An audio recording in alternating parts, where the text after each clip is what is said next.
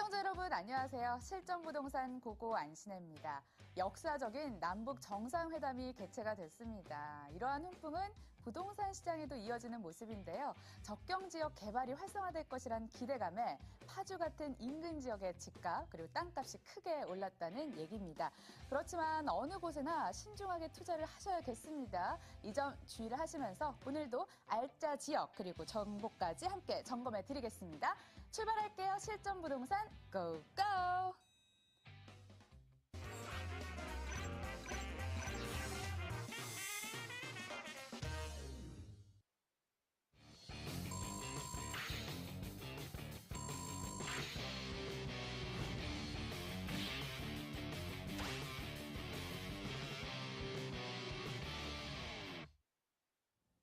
일부 시작하겠습니다. 이성우 대표와 함께요. 안녕하세요. 네, 안녕하세요.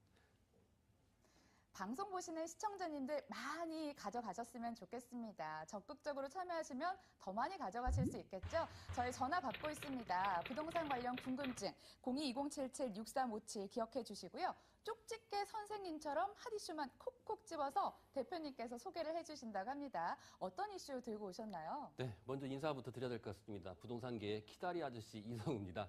반갑습니다.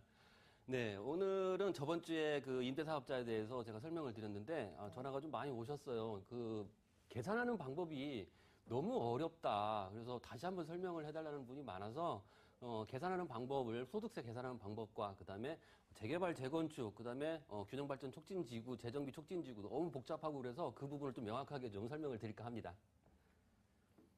자, 제가 한번 저번 주에 했던 부분인데 소득세가 지금 2천만 원 이하일 경우에는 그냥 그 분리과세고 2천만 원이 넘을 경우에는 종합과세라고 말씀을 드렸습니다. 그래서 2천만 원에 있다, 2천만 원이 소득이 발생이 됐다, 임대소득이. 그럴 경우에 어떤 식으로 계산하는지 말씀을 드릴게요.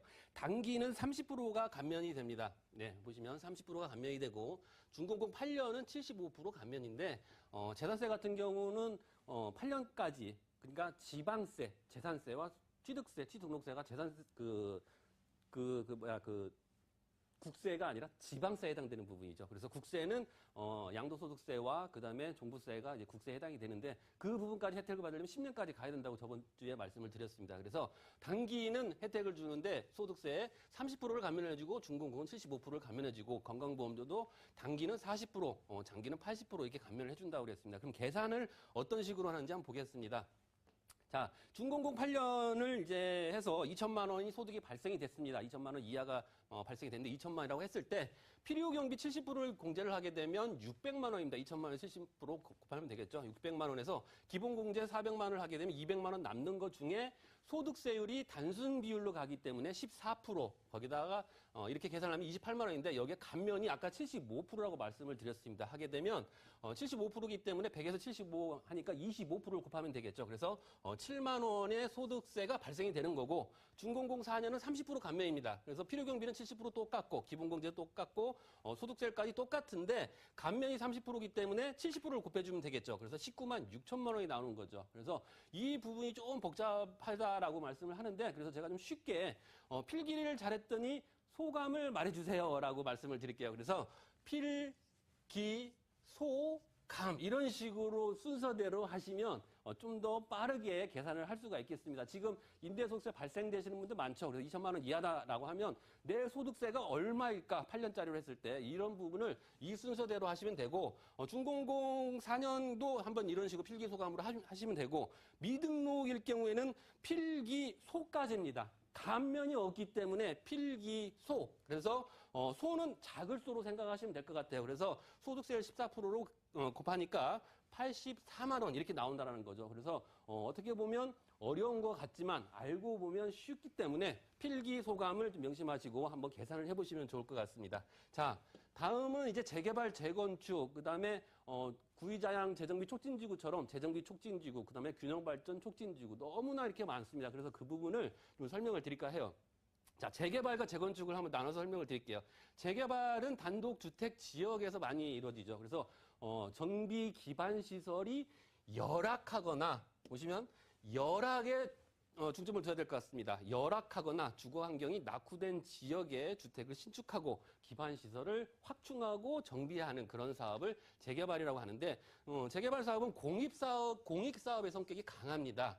하지만 재건축은 정비 기반 시설이 양호하지만 건물 소유주들이 조합을 구성해서 노후주택을 헐어서 새로 건축을 하는 거죠. 그래서 민자사업에 가까운 그런 성격이라는 거죠. 그래서 공익사업과 민자사업, 이 부분을 좀 구분을 하시면 좋을 것 같고, 주택 공급소도 이제 1세대지만 여기는 보유한 주택 수만큼, 투기과열지구나 조정대상지역은 1세대 이렇게 구별을 하시면 될 것 같고요. 거기에 또 재건축은 이게 있죠. 초과이익 환수제. 아주 무서운 거죠. 지금 집값이 어느 정도 보합세를 유지하거나 떨어지거나 이런 부분도 재건축에 관련된 부분이 많은데 초과이익 환수제를 이제 실시를 하게 되면서 3천만 원 이상의 개발이익에 3천만 원 이상이면 최대 50%까지 이렇게 내야 되는 이런 비용이 있기 때문에 그만큼 아파트 가격이나 이런 부분이 조금 보합세를 유지하지만 그래도 시간이 지나면 하향기에서 상향기로 또 진출이 되게 되면 그때는 또 두고 봐야 될 것 같습니다.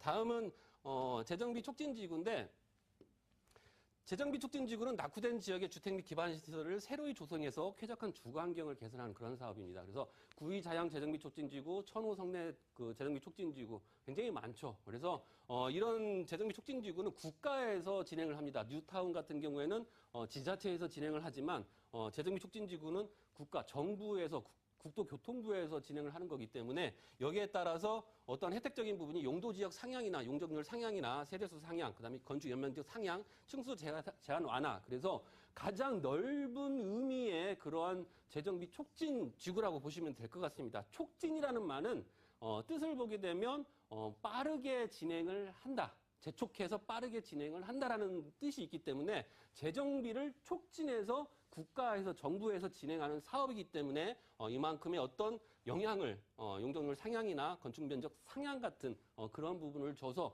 빠르게 진행을 하자라는 의미라고 볼 수가 있겠습니다. 예. 그래서 구의자양 재정비 촉진지구 같은 경우에는 60%에서 130%의 용적률 상향을 이렇게 인센티브를 적용을 해줬죠. 그래서 그 인근 지역의 어떤 주택의 어떤 가격이나 그다음에 이쪽 재정비 촉진지구 내에서 포함된 쪽에 투자를 하시면 좋지만 그래도 금액적인 부분이 조금 부족하다라고 하면 재정비 촉진 지구 중에서도 중심지형과 그다음에 주거지형으로 나눠지는데 중심지형 쪽으로 진행하는 것은 역세권 부도심 개발입니다. 그래서 여기에서 가까운 쪽을 어떤 대형 상업시설이나 업무시설 위주로 진행을 하기 때문에 상업시설이나 업무시설이 들어온다는 것은 그 인근 지역의 어떤 그 소형주택들의 어떤 가격적인 부분이 많이 상승을 할 수 있다는 부분이죠. 왜냐하면 임차 수요가 그만큼 많이 뒷받침이 되기 때문에 그렇다는 얘기입니다. 그래서 재정비 촉진지구에 서울시에 있는 쪽이 한 33군데 정도 있는데 중심지형 쪽으로 관심을 가지면 좋을 것 같다라고 정리하겠습니다. 예, 아주 쏙쏙 들어오네요. 외우기도 좋고 어떤 알짜 정보 가지고 오셨는지 더 기대가 되는데요. 첫 번째부터 화면으로 만나봅니다.